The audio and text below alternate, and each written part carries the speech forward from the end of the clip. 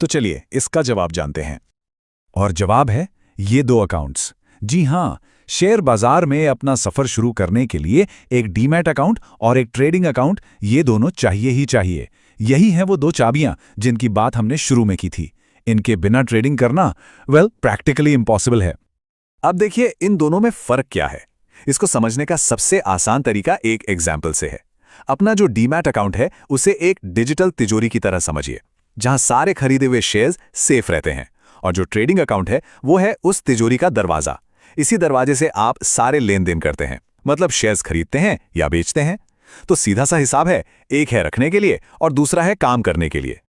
ठीक है, तो चलिए अब पहली चाबी को जरा और गहराई से समझते हैं। हमारा डीमैट अकाउंट यानी अपनी डिजिटल तिजोरी। तो ये डीमैट अकाउंट आखिर है क्या भला? देखिए, सिंपल भाषा में ये बिल्कुल एक बैंक अकाउंट जैसा है। जैसे बैंक अकाउंट में पैसे रखते हैं, वैसे ही डीमैट अकाउंट में अपने शेयर्स और दूसरी सिक्योरिटीज को डिजिटल फॉर्म में रखा जाता है।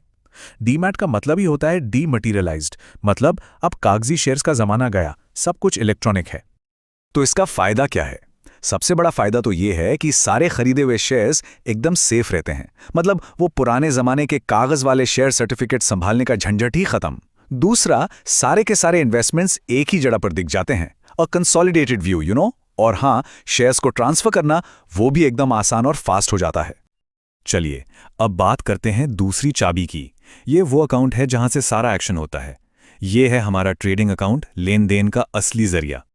तो ट्रेडिंग अकाउंट वो जगह है जहां से आप असल में काम करते हैं, मतलब इसी अकाउंट का इस्तेमाल करके स्टॉक एक्सचेंज पर शेयर खरीदने या बेचने के ऑर्डर प्लेस किए जाते हैं।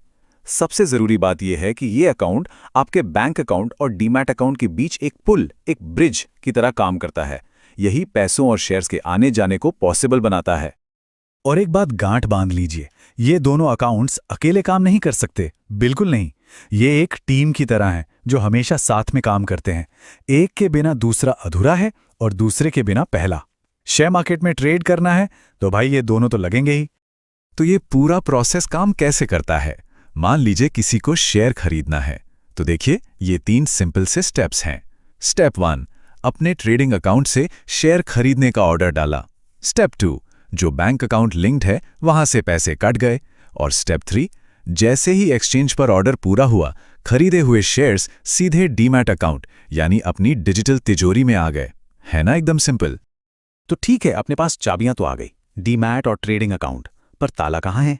मतलब इन अकाउंट्स का इस्तेमाल करेंगे कहाँ? ये सारी खरीद बिक्री आखिर होती कहाँ है? ये सारा लेन देन एक खास रेगुलेटेड जगह पर होता है जिसे हम स्टॉक एक्सचेंज कहते हैं। ये वो मार्केट प्लेस है जहां कंपनियां लिस्टेड होती हैं और जहां शेयर्स की खरीद बिक्री के लिए एक प्रॉपर ट्रांसपेरेंट सिस्टम बना होता है। और इंडिया की बात करें तो यहाँ 2 मेन स्टॉक एक्सचेंज हैं जहां ज्यादातर काम होता है। पहला है BSE यानी बॉम्बे स्टॉक एक्सचेंज, जो कि एशिया का सबसे पुराना स्टॉक एक्सचेंज है बाय द वे।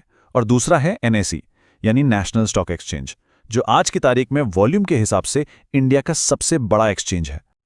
तो पूरी बात का निचोड़ क्या निकला?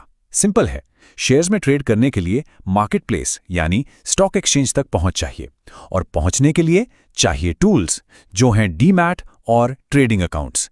ये तीनों चीजें, ट्रेडिंग अकाउंट, डीमैट अकाउंट और एक्सचेंज, एक साथ मिलकर ही शेयर बाजार में किसी की एंट्री को मुमकिन बनाती हैं। तो अब बाजार का दरवाजा भी पता है और उसे खोलने की चाबियां भी हाथ में है। तो सोचने वाली बात यह है कि अगला कदम क्या होगा? क्या इस दरवाजे को खोलने की तैयारी है?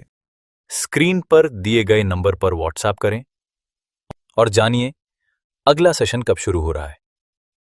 आप चाहें बिगिनर हों या इंटरमीडिएट ट्रेडर, ये एक स्विंग ट्रेडिंग मास्टर क्लास आपको बना देगा स्मार्ट, सिस्टमैटिक और प्रॉफिटेबल ट्रेडर, क्योंकि सही लर्निंग यहीं मिलेगी। वीडियो अच्छा लगा हो तो लाइक और शेयर करें और इस चैनल को जरूर सब्सक्राइब करें ताकि अगला वीडियो का नोटिफिकेशन आपको सबसे पहले मिले।